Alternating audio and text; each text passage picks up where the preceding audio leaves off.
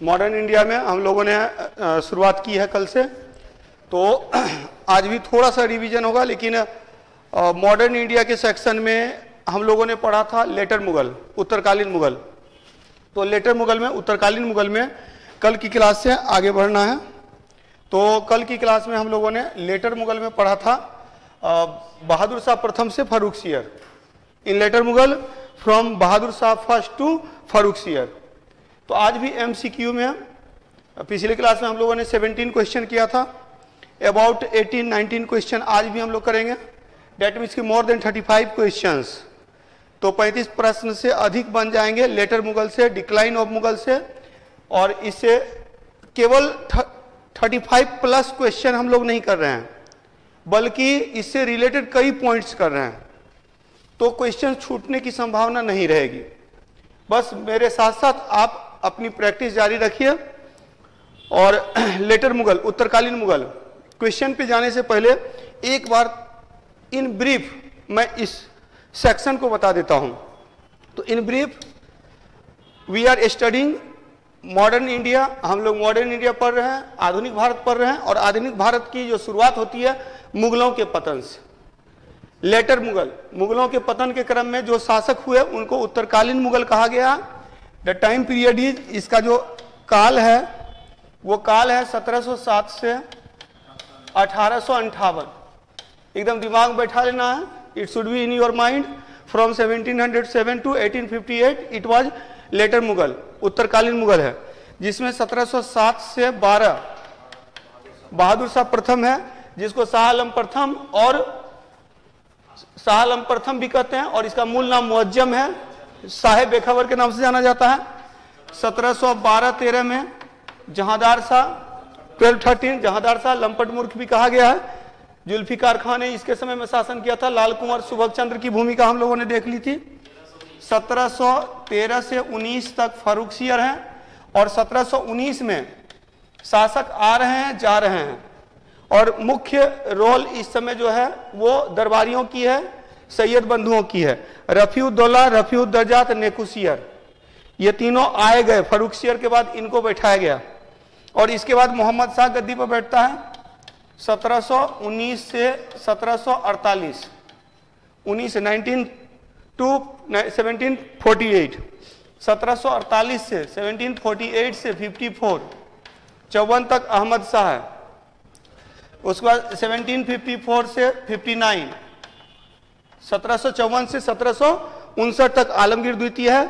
इसके बाद शाह आलम द्वितीय 1759 से 1806, 1806। जल्दी जल्दी जो लोग भी लाइव हो जाइए, अभी ढेर सारे क्वेश्चंस करना है, तो उससे पहले थोड़ा सा एक इंट्रोडक्शन वाला सेक्शन हम लोग कर रहे हैं कि जो आज जो एमसीक्यू हम लोग करने जा रहे हैं, तो today we will discuss on 17 और 18 और 19 क्वेश्चंस, अबाउट 20 क्वेश्चन, लगभग 20 प्रश्नों को एक्सप्लेन किया जाएगा जो उत्तरकालीन मुगल से संबंधित हैं। और उत्तरकालीन मुगल का मतलब क्या है? औरंगजेब की मृत्यु के बाद जो मुगल शासक हुए, after the death of Aurangzeb, Mughal rulers were called later Mughal, उसको उत्तरकालीन मुगल कहते हैं। और इस उत्तरकालीन मुगल में कौन कौन से शासक हैं? तो ये शासक हैं बहादुर शाह प्रथम, जहांदार शाह, फारुखसियर, रफीउद्दौला, रफीउद्दरजात, नेकुसियर, मोहम्मद शाह, अहमद शाह, आलमगीर द्वितीय, शाह आलम द्वितीय, अकबर द्वितीय। अकबर द्वितीय का काल है, time period of Akbar second 1806 to 1837, 1837, और 1837 से 1837 से 1858 तक कौन है? बहादुर शाह द्वितीय, बहादुर शाह सेकेंड, जो जफर के नाम से शायरी करता था, तो इसमें 3 शासक, 3 रूलर्स के बारे में हम लोगों ने लास्ट क्लास में डिस्कस किया था, और वो कौन कौन है? बहादुर शाह प्रथम, जहांदार शाह और फारुखसियर। इससे संबंधित लगभग 17 क्वेश्चन हम लोगों ने पिछले क्लास में किया था। वो डायरेक्ट क्वेश्चन 17 था, डिस्कस किया हम लोगों ने, ढेर सारे प्रश्नों का डिस्कशन किया। आगे हम लोग करेंगे, तो नेक्स्ट यहां से आगे बढ़ना है। तो यहां रफीउद्दौला, रफीउद्दरजात और नेकुसियर की, इनकी ज्यादा भूमिका नहीं है, not the important role. Then Mohammad Shah, a long period, लंबा शासन काल है, सैयद बंधुओं ने इसे गद्दी पर बैठाया। He got crowned with the help of Sayyid brothers, but Sayyid brothers were abolished. Sayyid brothers का अंत किया गया। Ended the rule of Sayyid brothers with the help of Nizamul मुल्क। निजामुल मुल्क की सहायता से इसने क्या किया? सैयद बंधुओं को, हाँ, सैयद बंधुओं का अंत कर दिया। और तब निजामुल मुल्क, लेकिन निजामुल मुल्क पे विश्वास नहीं करता था, रास रंग में मग्न रहता था। इसको रंगीला बादशाह कहा जाता है। निजामुल मुल्क इसी के समय में, न केवल निजामुल मुल्क बल्कि आप देखेंगे मोहम्मद शाह के समय में अवध में सादत खां, बंगाल में मुर्शीद कुली खां, फिर हैदराबाद में निजामुद्दीन, ये निजामुल मुल्क, और जो कर्नाटका में सादतुल्ला खां। तो ये क्षेत्रीय शक्तियों का उद्भव होने लगता है, रीजनल पावर शक्तिशाली होने लगते हैं, मतलब पावरफुल होने लगते हैं। तो ये मोहम्मद शाह का काल है। इसी के समय में डिक्लाइन अगर देखा जाए, वास्तव में सेंट्रल पावर जो केंद्रीय शक्ति थी उसका पतन हो गया, डिक्लाइन ऑफ सेंट्रल पावर। किसके समय में? मोहम्मद शाह के समय में। जयसिंह के कहने पर एट लास्ट अंतिम रूप से जजिया कर को इसी ने समाप्त किया था। अंतिम रूप से जजिया कर को समाप्त किया था मोहम्मद शाह ने। हालांकि जजिया पर प्रतिबंध लगाया था जहांदार शाह ने, ये बहादुर शाह ने भी रोका था, लेकिन अंतिम रूप से समाप्त करने का श्रेय जाता है मोहम्मद शाह को, आफ्टर द, जो कह सकते हैं, रिकमेंडेशन बाय द जयसिंह के सलाह पर, जयसिंह के कहने पर। इसके बाद अहमद शाह के समय में, और नादिर शाह का आक्रमण होता है मोहम्मद शाह के समय में। भारत पर नादिर शाह का मार, जिसको करनाल का युद्ध कहते हैं, 1739 में होता है। जल्दी जल्दी जितने भी लोग हैं जल्दी लाइव हो जाइए, लाइव शेयर कर दीजिए, क्योंकि आगे जो क्वेश्चन हम लोग करने जा रहे हैं वो 67th बीपीएससी या फिर आगे के जितने भी एग्जामिनेशन हैं सारे के लिए इंपॉर्टेंट होने जा रहे हैं। तो उससे पहले थोड़ा सा मैं डिस्कस कर दे रहा हूं कि अभी जो हम लोग एमसीक्यू करेंगे, क्वेश्चन आंसर करेंगे, तो वो किससे संबंधित है? तो लेटर मुगल से, उत्तरकालीन मुगल से संबंधित है। और उत्तरकालीन मुगल में जैसे मेरे मुंह पर सारे शासक का नाम है, वैसे आपको भी याद रहना चाहिए। बहादुर शाह, जहांदार शाह, फारूक सियर, रफीउद्दौला, रफीउद्दरजात, नेकू सियर, मोहम्मद शाह, अहमद शाह, आलमगीर द्वितीय, शाह आलम द्वितीय, अकबर द्वितीय और बहादुर शाह द्वितीय। क्लियर? और ईस्वी सन भी मुंह पर रहना चाहिए। बहादुर शाह का 1707 से 1712, 1213 में जहांदार शाह, 13 से 19 में फारूक सियर, 19 में रफीउद्दौला, रफीउद्दरजात, नेकू सियर, 19 से 48 में है मोहम्मद शाह, 48 से 54 में है आलमगीर द्वितीय, अहमद शाह द्वितीय। अहमद शाह है 1748 से 54 में, 54 से 59 में है आलमगीर द्वितीय, 59 से 1806 तक शाह आलम द्वितीय, 1806 से 1837 तक है अकबर द्वितीय, और 1837 से 1858 तक बहादुर शाह द्वितीय। अब मोहम्मद शाह के समय में नादिर शाह का आक्रमण होता है, करनाल का युद्ध कहते हैं। और इसी समय कोहिनूर हीरा ले गया था, और क्या ले गया था? हाँ, कोहिनूर हीरा ले गया था, और यहाँ से सिंहासन, मयूर सिंहासन ले गया था, कोहिनूर हीरा ले गया था, और ढेर सारे जो कह सकते हीरे जवाहरात ले गए थे, पांडुलिपियां ले गया था। ठीक है। इसके बाद इसका उत्तराधिकारी हुआ था अहमद शाह अब्दाली। अहमद शाह अब्दाली ने अहमद शाह के समय से आक्रमण शुरू किया और कुल 8 आक्रमण किया, जिसमें 5वां आक्रमण जो था पानीपत का तीसरा युद्ध था 1761 में, शाह आलम द्वितीय के समय में लड़ा गया था। ठीक है, याद रखेंगे। और पलासी का युद्ध जो है वो आलमगीर द्वितीय के समय में है, लेकिन जो है बक्सर का युद्ध शाह आलम द्वितीय के समय में है। तो ये सारी चीजें आगे भी हम लोगों को पढ़ना है। अभी फिलहाल दिमाग में रखना है कि इनसे रिलेटेड पॉइंट्स करें। और अकबर द्वितीय के बारे में याद रखिएगा। अकबर द्वितीय ने ही राम मोहन राय को राजा की उपाधि दी थी। इसके पेंशन के लिए जो ये गया था, मतलब पेंशन की वकालत करने के लिए इंग्लैंड गए थे राजा राम मोहन राय, और उसी को हाँ, राजा राम मोहन को राजा की उपाधि दिया था, इसी ने दिया था। और इसके बाद बहादुर शाह द्वितीय जफर नाम से शायरी करता था।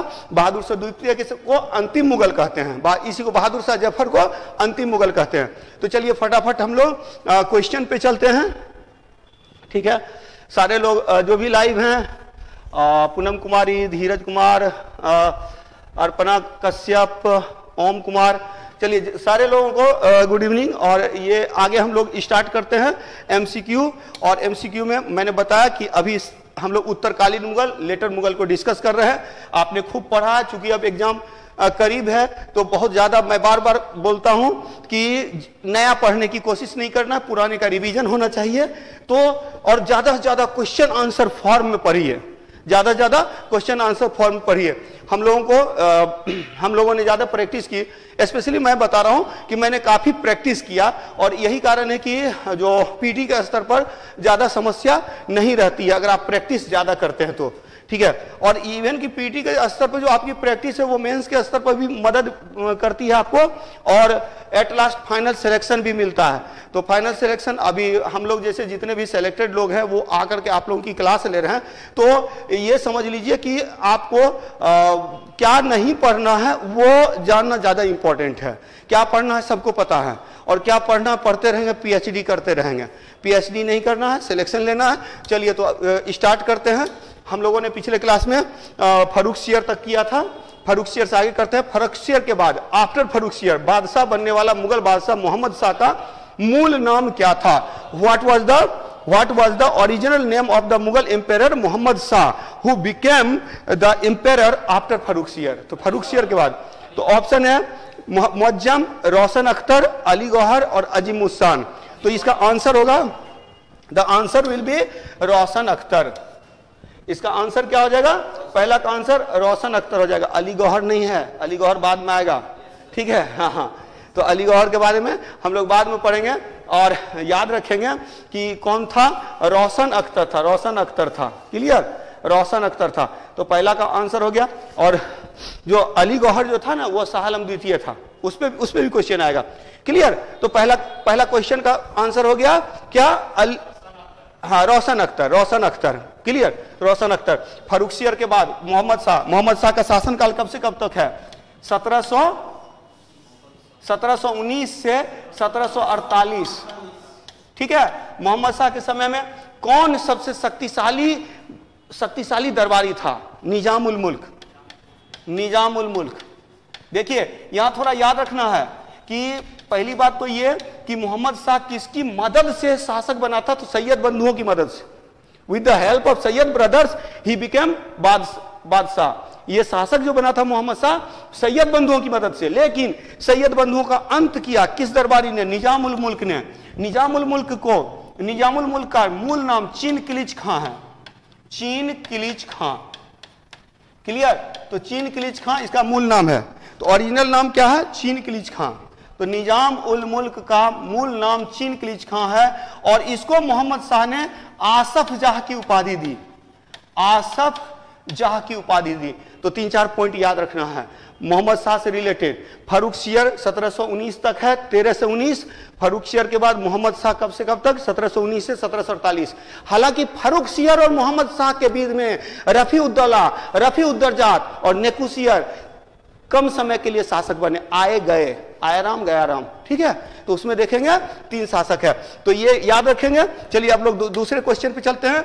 दूसरा क्वेश्चन, सेकंड क्वेश्चन है निजामुल मुल्क को आसफ जाह की उपाधि किसने दी? किसने दी थी? मोहम्मद। तो ऑप्शन है बहादुर शाह प्रथम, जहांदार शाह, फर्रुखसियर, मोहम्मद शाह, इनमें से कोई नहीं। Who gave the title of Asaf Jah to Nizamul Mulk? तो निजामुल मुल्क को आसफ जाह की उपाधि किसने दी थी? तो मोहम्मद शाह ने दी। अब याद रखेंगे आसफ जाह की उपाधि किसको मिला? निजामुल मुल्क को। निजामुल मुल्क को याद रखेंगे। निजामुल मुल्क के बारे में, निजामुल मुल्क ने हैदराबाद में स्वतंत्र राज्य की स्थापना की, हैदराबाद में स्वतंत्र राज्य की स्थापना की। कब किया था? तो 1724 में।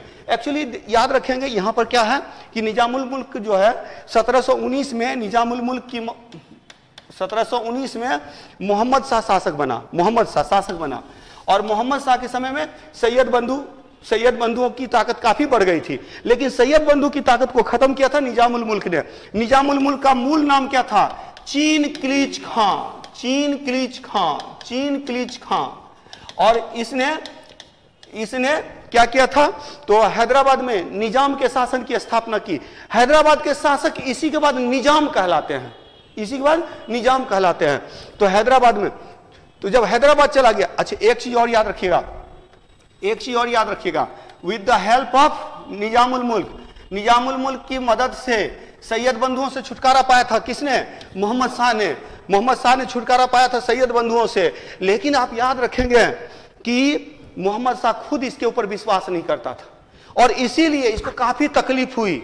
ये दक्षिण चला जाता है, दक्षिण चला जाता है और इसको बोला जाता है कि एस्केप ऑफ लॉयलिटी, पर किसका, निष्ठा का पलायन कहा जाता है। एक क्वेश्चन याद रखेंगे कि किस दरबारी का दक्षिण जाना निष्ठा का पलायन कहलाता है?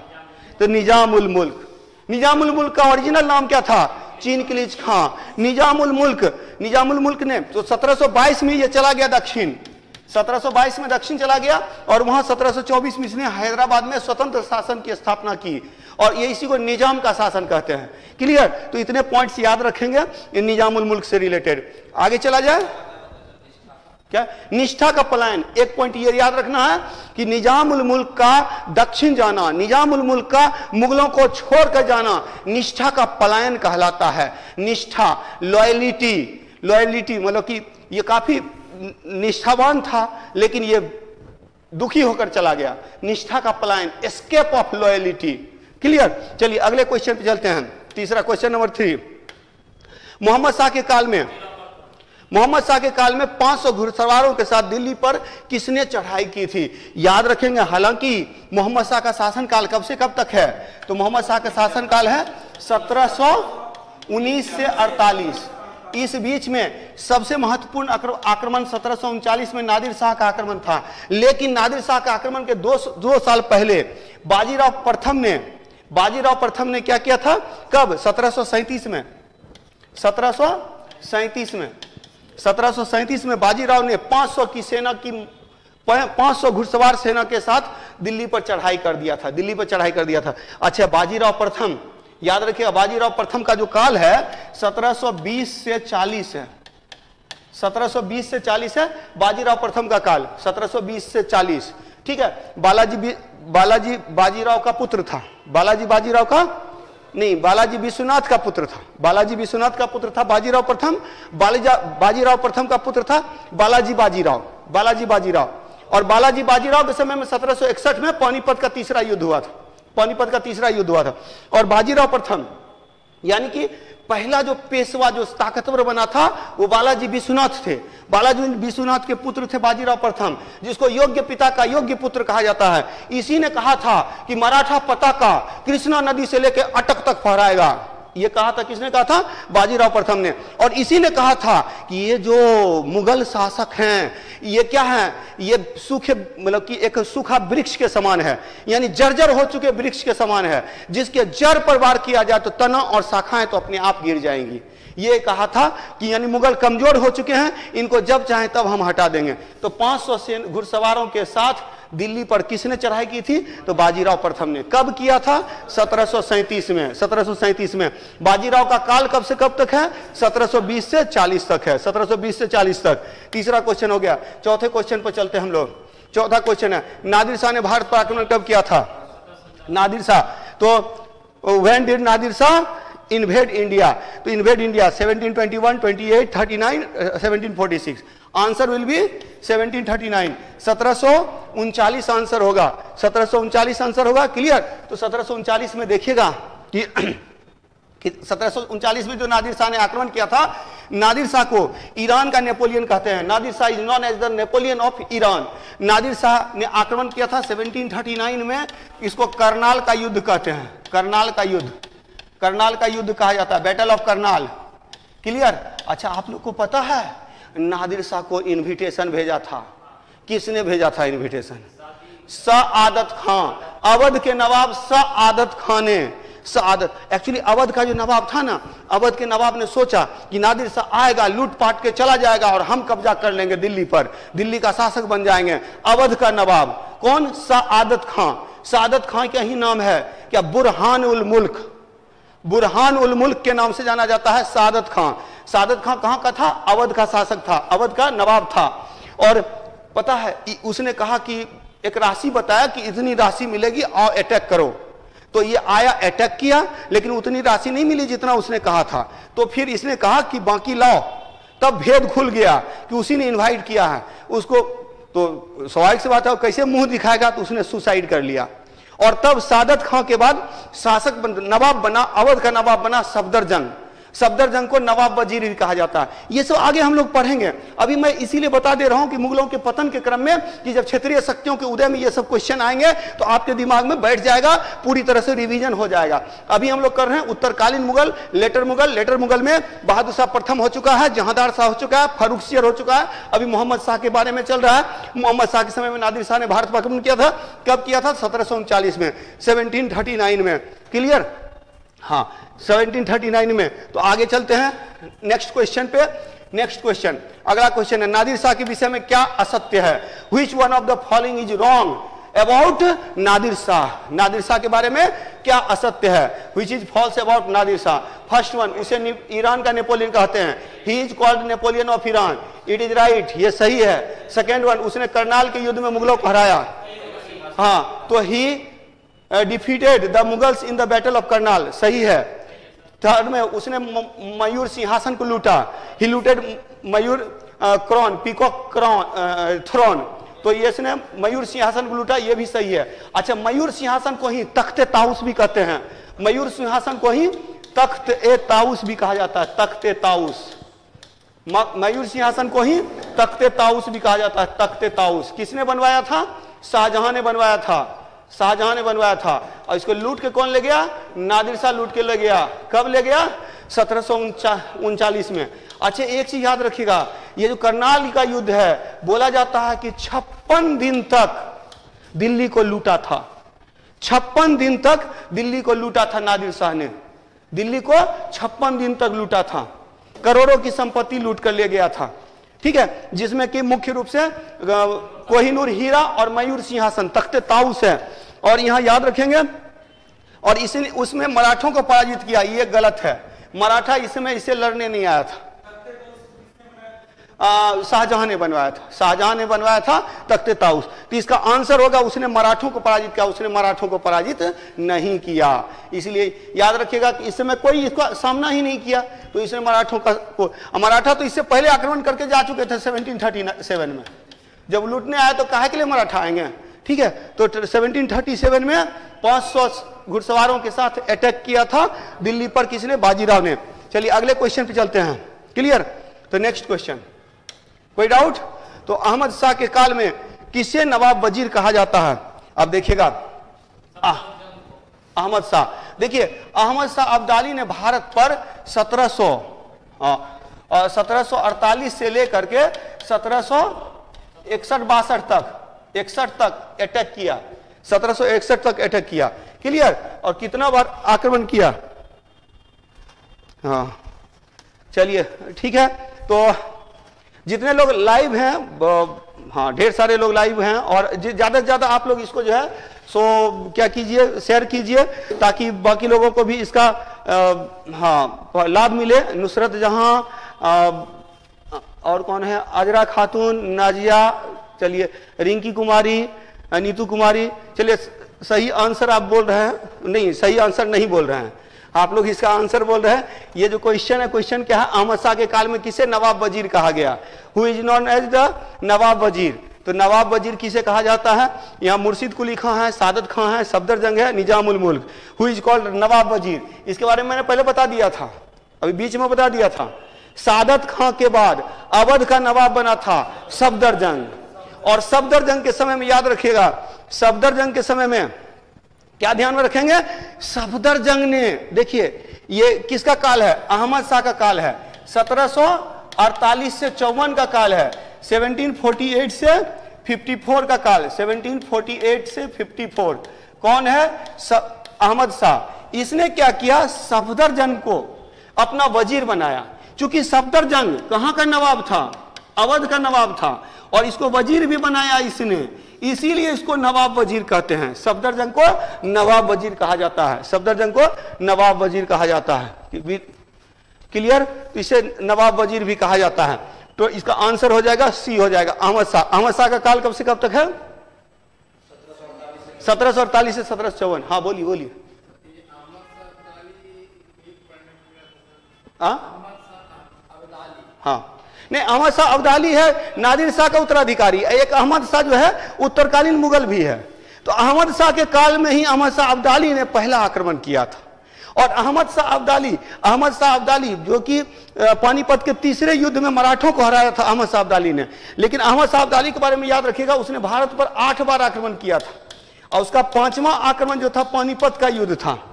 पानीपत का युद्ध 5वां आक्रमण था। पूछता है क्वेश्चन, अहमद शाह अब्दाली नादिर शाह का उत्तराधिकारी था। नादिर शाह को ईरान का नेपोलियन कहते हैं। नादिर शाह के बाद उसका उत्तराधिकारी हुआ अहमद शाह अब्दाली। अहमद शाह अब्दाली ने भारत में अपना एक एजेंट नियुक्त किया था जिसका नाम था नजीब-उद-दौला। उसके बारे में भी पढ़ना है। चलिए, इतना क्वेश्चन क्लियर।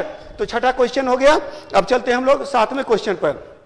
इमादुल मुल्क की स्थिति किस उत्तरकालीन मुगल शासक के काल में मजबूत हुई?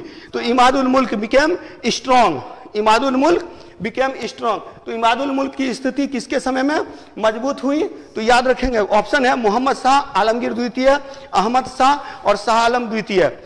तो इन विच, तो याद रखेंगे, मैंने बताया भी था कि 1707 में जब औरंगजेब की मृत्यु हुई, बहादुर शाह प्रथम अंतिम शासक था जिसने खुद से डिसीजन लिया। इसके बाद डिसीजन दरबारी लोग ले रहे हैं।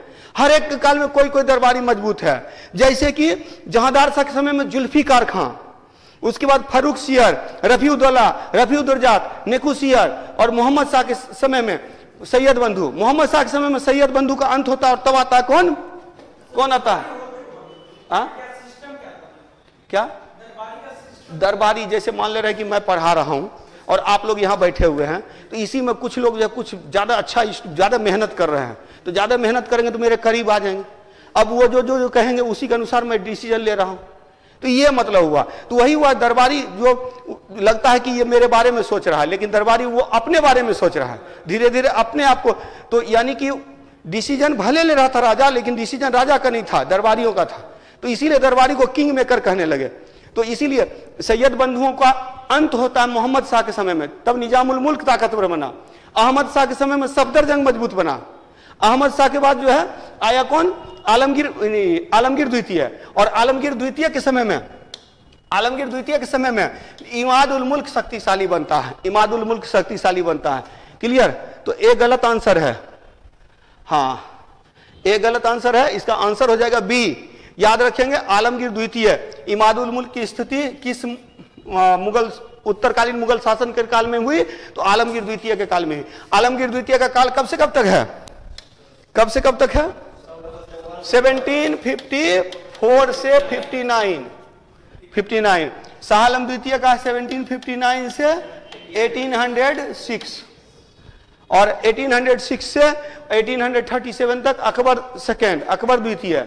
और अकबर द्वितीय के बाद फिर बहादुर शाह द्वितीय 1837 से 1858। क्लियर? तो इसका आंसर क्या हो जाएगा? तो आंसर हो जाएगा बी, आलमगीर द्वितीय।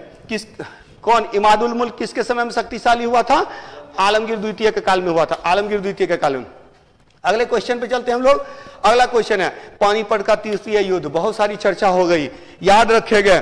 अब देखिए, जब मुगल भारत में कमजोर हो रहे थे, यानी केंद्रीय शक्ति का पतन हो रहा है। अब इसको थोड़ा समझिए। पानीपत का युद्ध पानीपत कहां है? हरियाणा में है। हरियाणा में पानीपत का युद्ध। यहां पर पानीपत का युद्ध, पंजाब हरियाणा। ठीक है, पानीपत का युद्ध हो रहा है। यहां मुगल हैं और यहां है मराठा। देखिए, मुगल इतने कमजोर हो गए थे कि पानीपत के युद्ध में जब अहमद शाह अब्दाली ने भारत पर आक्रमण किया, तो इस आक्रमण का सामना करने के लिए मराठे आते हैं। यानी कि मराठा ताकतवर हो गए थे, मुगल कमजोर हो गया था। और यह घटना कब की थी? 1761 की। 1761 का पानीपत का जो तीसरा युद्ध हुआ था, इसमें रूहेलों ने और अवध के नवाब शुजा-उद-दौला ने, इन दोनों ने मदद किया था। किसको? अहमद शाह अब्दाली को मदद किया था। और मराठों को मदद किसने किया था? तो एक इब्राहिम गारदी है, जो कि उसकी सेना में, मतलब मराठों की सेना में एक मुस्लिम जो सेनापति है, जिसने यूरोपीय तकनीक से सेना का गठन किया था। एक टुकड़ी थी, सेना टुकड़ी, जो यूरोपीय पद्धति पर काम करती थी। इब्राहिम गारदी जो थे, मतलब उसका हेड था। चलिए, तो यहाँ क्वेश्चन है पानीपत का तीसरा युद्ध, यानी कब? 1761। किसके काल में है? तो शाह आलम द्वितीय के काल में है। शाह आलम द्वितीय का काल का कब से कब तक है? 1759 से 1759 से 1759 से 1806, एकदम रट्टा मार जाइए, रट जाइए सब लोग, ठीक है, क्लियर। तो इसका आंसर क्या हो जाएगा? डी हो जाएगा। तो पानीपत का तीसरा युद्ध किसके काल में हुआ था? शाह आलम द्वितीय के काल में हुआ था, in the period of Shah Alam द्वितीय। तो third battle of Panipat, third battle of Panipat, clear. अगले प्रश्न पर चलते हैं। अगला प्रश्न है शाह आलम द्वितीय के शासनकाल की कौन सी घटना नहीं है? पहले तो याद रखना होगा कि शाह आलम द्वितीय का काल कब से कब तक है? रटा गया सबका? रटा गया ना? हाँ, तो इसका काल है 1759 से 1806, शाह आलम द्वितीय। अब देखिए, बक्सर का युद्ध हुआ 1764 में, इलाहाबाद की संधि हुई 1765 में, प्रथम आंग्ल मराठा युद्ध हुआ 1775 से 82 में, 82 में, और पलासी का युद्ध हुआ था 1757 में। क्वेश्चन बोल रहा है कौन सी घटना शाह आलम द्वितीय के काल की नहीं है? तो ऑप्शन का क्या हो जाएगा? पलासी का युद्ध। बाकी सारा युद्ध जो है, बाकी सारी घटना जो है वो किसके समय की है? तो बाकी सारी घटना है शाह आलम द्वितीय के काल की। तो आंसर क्या हो जाएगा? आंसर सी हो जाएगा, 1757 बैटल ऑफ पलासी, क्लियर, याद रहेगा। अच्छा, इलाहाबाद की दो संधि हुई थी, एक अवध के साथ हुई थी, एक मुगलों के साथ हुई थी, याद रखना है। प्रथम आंग्ल मराठा युद्ध के बाद 1782 में एक संधि हुई थी, इसको बोलते हैं सालाबाई की संधि, सालबाई की संधि, ठीक है। सालबाई की संधि किसके किसके बीच हुई थी? अंग्रेज और मराठों के बीच। सालबाई की संधि कब से कब तक हुई थी? 1782 में। अच्छा, प्रथम आंग्ल मराठा युद्ध हुआ 1775 से 82, और सालबाई की संधि हुई 1782। अच्छा, बड़ा मजेदार ये युद्ध है, पता है। अंग्रेजों को लग रहा है मराठा मजबूत, मराठों को लग रहा है कि अंग्रेज मजबूत, और दोनों कंफ्यूजन में संधि कर लिए, सालबाई की संधि, पता है। और इसी कंफ्यूजन में 20 साल रह गए, 20 साल मतलब 1802 तक। 1802 में क्या हुआ कि जो बाजीराव द्वितीय है वो अंग्रेजों से मदद मांगने चला गया, तब पता चला अरे ये तो कमजोर है, और तब क्या किया? अंग्रेजों ने फायदा उठाया, मराठों के इसको में फूट डाला, एक को मदद किया, दूसरे को हराया, और तब दूसरा युद्ध आंग्ल मराठा युद्ध 1802 से शुरू होता है, और तब मराठों का पतन हो गया। नहीं तो मराठा मतलब खुद अपने पैर पर कुल्हाड़ी मारने चला गया था। तो ये याद रखेंगे। सालबाई की संधि कब हुई? 1782 में। सालबाई की संधि कब हुई? 1782 में, क्लियर। चलिए, तो नेक्स्ट में तो शाह आलम द्वितीय के शासनकाल की घटना कौन थी? ये क्लियर। बक्सर का युद्ध 1764, पलासी का युद्ध 1757, इलाहाबाद की संधि 1765, प्रथम आंग्ल मराठा युद्ध 1775-82। चलिए अगले क्वेश्चन पे चलते हैं। अगला क्वेश्चन, अली गौहर किस नाम से बादशाह बना? इसकी चर्चा पहले कर चुका हूं मैं। तो Ali Gauhar became the emperor as the name of Alamgir second, Shah Alam Akbar second and Bahadur Shah Zafar. तो क्या हो जाएगा? आंसर क्या हो जाएगा? शाह आलम द्वितीय, शाह आलम द्वितीय, याद रखेंगे। शाह आलम द्वितीय। रोशन अख्तर कौन था? मोहम्मद शाह, रोशन अख्तर। अली गौहर शाह आलम द्वितीय, शाह आलम द्वितीय। शाह आलम द्वितीय का काल कब से कब है? 1759 से 1806। अकबर द्वितीय का काल 1806 से 1837। बहादुर शाह जफर का काल 1837 से 1858। और याद रखेंगे आलमगीर द्वितीय का काल 1754 से 59।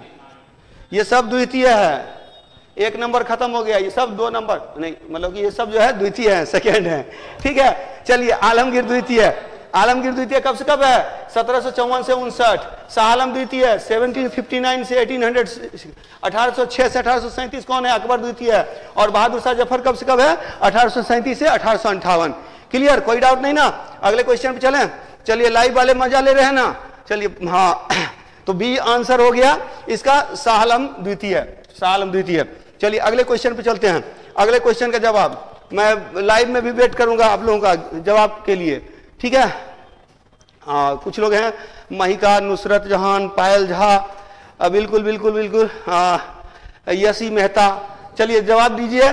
क्वेश्चन है नजीबुद्दौला किसका प्रतिनिधि था? मैंने बता दिया था, Najibuddaula was the representative of हुम। किसका प्रतिनिधि था नजीबुद्दौला? ऑप्शन में है मराठों का, नादिर शाह का, अब्दाली का, सिखों का। किसका था? नादिर शाह का नहीं था। नादिर शाह का देखिए, नादिर शाह का प्रतिनिधि अब्दाली था और अब्दाली का प्रतिनिधि जो था वो नजीबुद्दौला था। नजीबुद्दौला, अच्छा ध्यान दीजिएगा, नादिर शाह ईरान का नवाब था। नादिर शाह ईरान का नवाब था। क्लियर? हाँ, नादिर शाह ईरान का नवाब था। ईरान का बोलते हैं ईरान का नेपोलियन, ईरान का बादशाह था और ईरान का था। जब नादिर शाह की मृत्यु हुई तो अहमद शाह अब्दाली आया और अहमद शाह अब्दाली ने भारत को जीता, वो पानीपत का तीसरा युद्ध जीता और यहां अपना प्रतिनिधि रख छोड़ा। किसको रख छोड़ा था? नजीबुद्दौला को। नजीबुद्दौला को। तो याद रखिएगा, एक्चुअली क्या हुआ ना, इसको थोड़ा सा बैक में जाइए। नजीबुद्दौला को अहमद शाह अब्दाली ने पहली बार जब अटैक किया भारत पर तो वो अहमद शाह का काल था। उसने अपना प्रतिनिधि नजीबुद्दौला को नियुक्त किया। तो मराठे क्या किए ना, नजीबुद्दौला को हटा दिए। जब हटा दिए तब अटैक किया गया और तब युद्ध होता है किसके किससे? मराठों और अहमद शाह अब्दाली के बीच, पानीपत का तीसरा युद्ध। थोड़ा सा ध्यान में रखना है। तो नजीबुद्दौला किसका प्रतिनिधि था? अब्दाली का। ढेर सारे लोगों ने सही जवाब दिया। चलिए ठीक है, सौम्या अरविंद, पायल झा, क्या क्या नाम आप लोग जो है सो अलग अलग करके रखते हैं। चलिए, तो यहां पर देखेंगे तो नजीबुद्दौला किसका प्रतिनिधि था? अब्दाली का। ये ध्यान रखिएगा, नादिर शाह का प्रतिनिधि अब्दाली और अब्दाली का प्रतिनिधि नजीबुद्दौला। नजीबुद्दौला था कौन? अगला क्वेश्चन यही होगा कि नजीबुद्दौला कौन था। अच्छा, यहां दिया हुआ नहीं है। नेक्स्ट क्वेश्चन आएगा। अब देखिए 1765 ईस्वी में यह भी हो चुका है। इलाहाबाद की संधि के बाद कौन सा मुगल बादशाह अंग्रेजों का पेंशन भोगी बन गया? यानी 1765 के बाद, तो 1765 के बाद यानी कि 1765 से यानी 1759 से 1806 तक कौन है? तो ऑप्शन है आलमगीर द्वितीय, शाह आलम द्वितीय, अकबर द्वितीय, बहादुर शाह द्वितीय। तो बहादुर शाह द्वितीय जफर। तो who became the pensioner of Britishers? तो इसका आंसर क्या हो जाएगा? हाँ हाँ, ढेर सारे लोग जवाब दे रहे हैं। सही जवाब है आंसर बी, शाह आलम द्वितीय। क्योंकि शाह आलम द्वितीय ही तो इस काल में है। 1806 के बाद की घटना रहती तब ना, 1759 से 1806 के बाद है। और 1765 में हुआ है इलाहाबाद की संधि। तो इलाहाबाद की संधि के बाद पेंशन भोगी हो गया कौन? शाह आलम द्वितीय। हालांकि एक चीज याद रखेगा, शाह आलम द्वितीय को अंग्रेजों से कुछ समय के लिए मुक्त कराया था। किसने?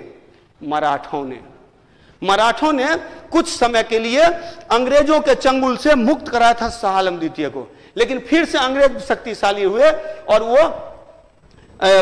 मुगलों को अपने अधीन कर लिया और पहला शासक जो अंग्रेजी प्रभाव में शासन प्राप्त किया था वो अकबर द्वितीय था।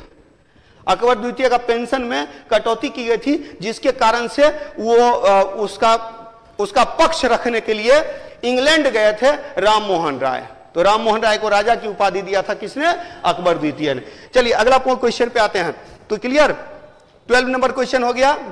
पेंशन भोगी कौन हो गया? शाह आलम द्वितीय। अगला, अहमद शाह अब्दाली के विषय में क्या असत्य है? तो कुछ क्वेश्चंस अहमद शाह अब्दाली से रिलेटेड। अरे फटाफट में ये आंसर बी दे रहे हैं। चलिए पहले देख तो लीजिए कि क्या है क्वेश्चन। अहमद शाह अब्दाली के विषय में क्या असत्य है? What is the false about Ahmad Shah Abdali? पहला, वह नादिर शाह का उत्तराधिकारी था। बिल्कुल सही है, पहला सही है।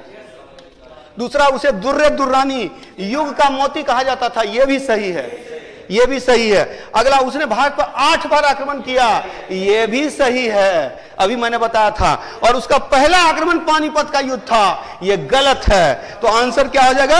आंसर डी हो जाएगा। आंसर क्या हो जाएगा? डी हो जाएगा। और डी क्या हो जाएगा? क्यों? क्योंकि पानीपत का तीसरा युद्ध 5वां युद्ध था।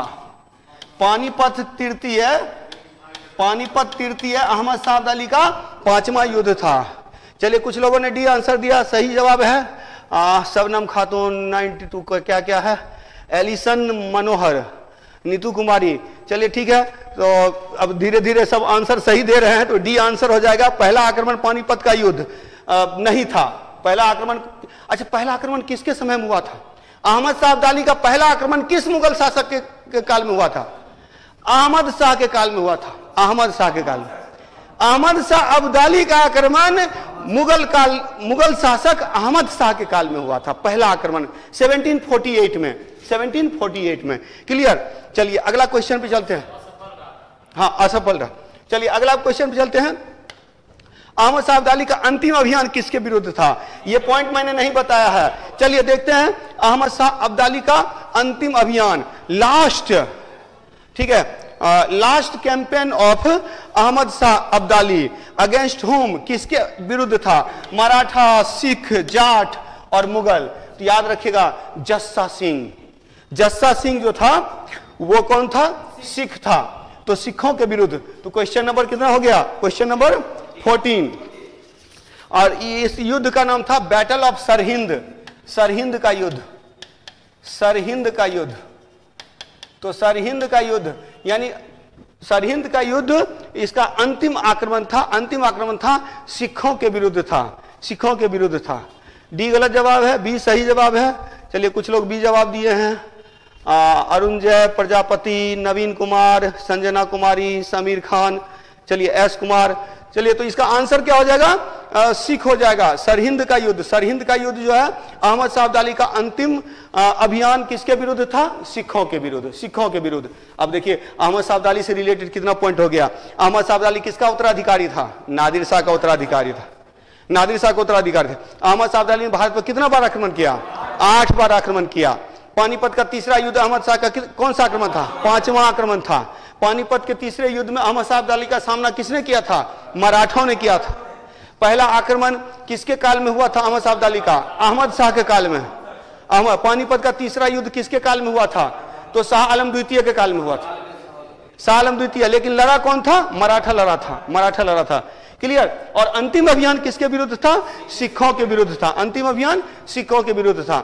चलिए अगले क्वेश्चन पे चलते हैं हम लोग। अगला क्वेश्चन है नजीबुद्दौला, एक मराठा सरदार था, एक रुहेला सरदार था। क्लियर? चलिए चलिए चलिए क्वेश्चन गायब हो गया फरूख शेर से। क्वेश्चन नंबर कितना नंबर पे थे हम लोग? 15। Question number 15। तो क्वेश्चन नंबर 15 है 13, 14, 15। चलिए नजीबुद्दौला, नजीबुद्दौला एक रुहेला सरदार था। नजीबुद्दौला एक रुहेला सरदार था, रुहेला सरदार था। अरे गड़बड़ हो जा रहा है।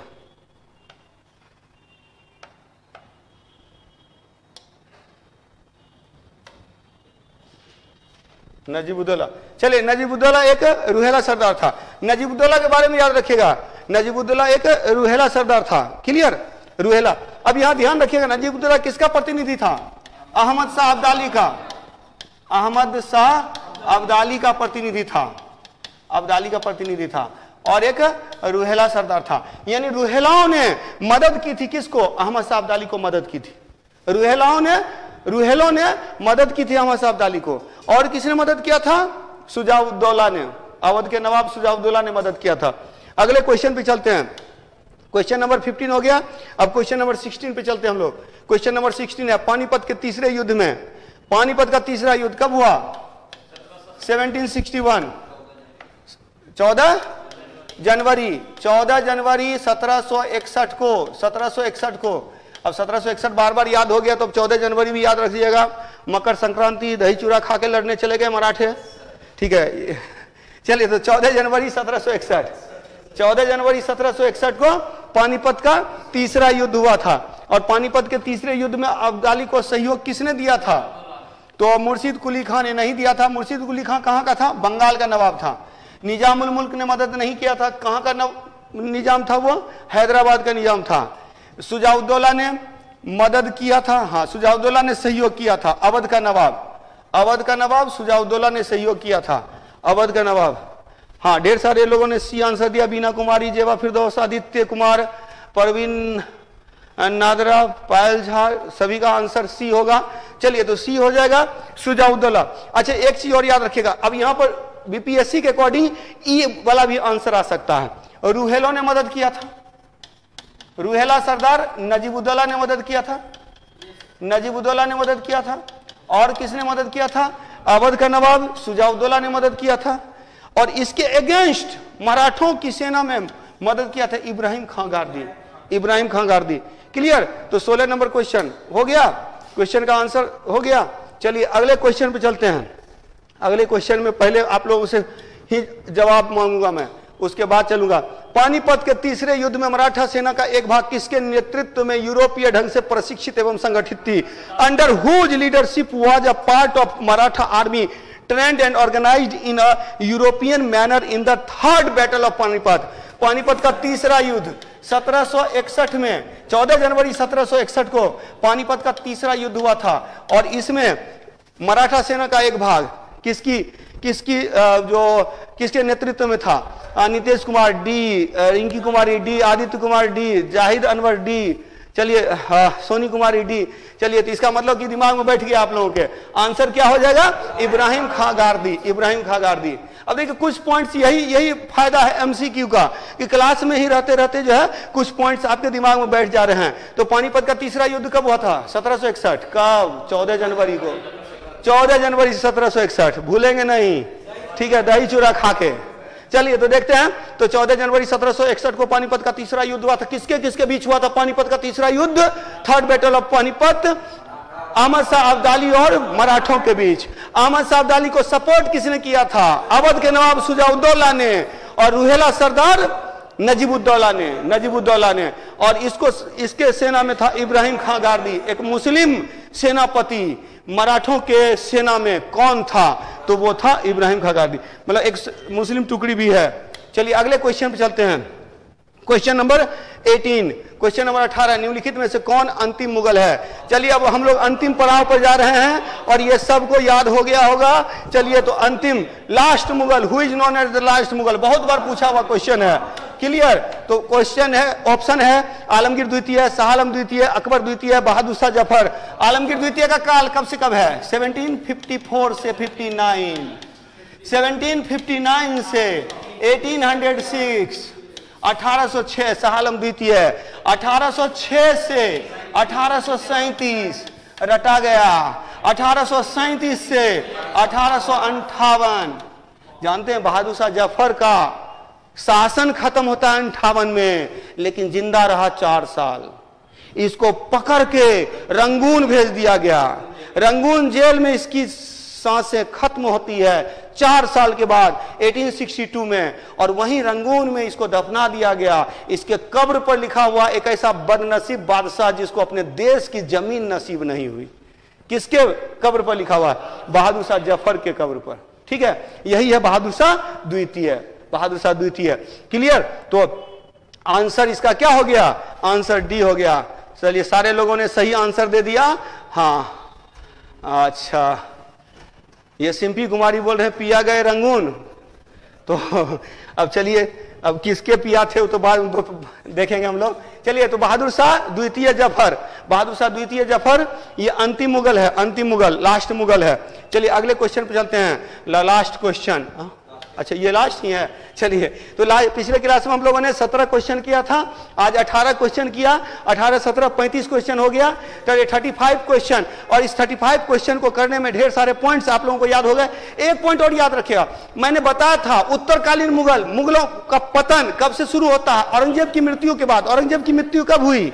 1707 में, 1707 में औरंगजेब की मृत्यु हुई। औरंगजेब की मृत्यु के बाद औरंगजेब एकमात्र मुगल बादशाह था जिसने अपना साम्राज्य अपने बेटों में बांटा। बेटा कैसे बांटा? वसीयत बनाकर। उसने अपना वसीयत छोड़ा था, लेकिन उसका बेटा नहीं माना। पिताजी वसीयत छोड़ दिए लेकिन बेटे नहीं माने, और एक युद्ध हुआ जिसको जाजू की लड़ाई कहते हैं। जाजू की लड़ाई, जाजू की लड़ाई कब हुई थी? जाजू का युद्ध, जाजू का युद्ध हुआ था 1707 में। 1707 में जाजू का युद्ध हुआ था, और इस युद्ध में मुअज्जम जीता था, और मुअज्जम जीतने के बाद इसने शाह आलम की उपाधि ली, इसने बहादुर शाह की उपाधि ली, और इस तरह से क्या किया? इसने शासन प्राप्त किया 1707 से 1712 तक, ठीक है। तो आज की क्लास यही हम लोग खत्म करते हैं। क्लास कब स्टार्ट होती है? क्लास जो है सो 6 से 7 के बीच में किसी भी टाइम स्टार्ट हो सकती है, तो 6 से 7 के बीच आप लोग कोशिश करें लाइव रहने का। तो ये लाइव सेशन हमारा चलता रहेगा। मे बी कि अगर बीच में होली की छुट्टी होती है तो होली की छुट्टी के बाद हम लोगों की क्लास स्टार्ट होगी, लेकिन हाँ ठीक है ठीक है, तो देख लेंगे। आप लोग 6 से 7 के बीच में रहिएगा। हाँ, लेकिन एग्जाम से पहले 67वीं बीपीएससी से पहले आप लोग का मॉडर्न इंडिया खत्म रहेगा, इसी तरह से ऑब्जेक्टिव वाइज। क्लियर? चलिए तो आगे चलते हैं, हम लोग नेक्स्ट क्लास में मिलते हैं।